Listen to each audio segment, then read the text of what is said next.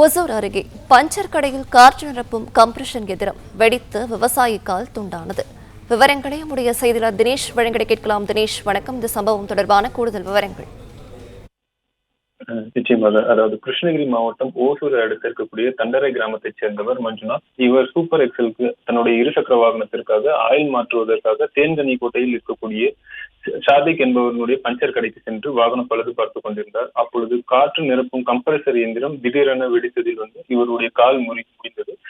வலது கால் முறிவடைந்து இடது கால் மேலும் படுகாயமடைந்து ரத்த வெள்ளத்தில் இருந்த அவரை உடனடியாக அக்கப்பக்கத்தினர் இருந்தவர்கள் மீட்டு தேன்கனிக்கோட்டை அரசு மருத்துவமனையில் அனுமதிக்கப்பட்டனர். அங்கிருந்து பின்பு கிருஷ்ணகிரியில் இருக்கக்கூடிய அரசு மருத்துவமனையில் மேல் சிகிச்சைக்காக அனுப்பி வைக்கப்பட்டுள்ளது.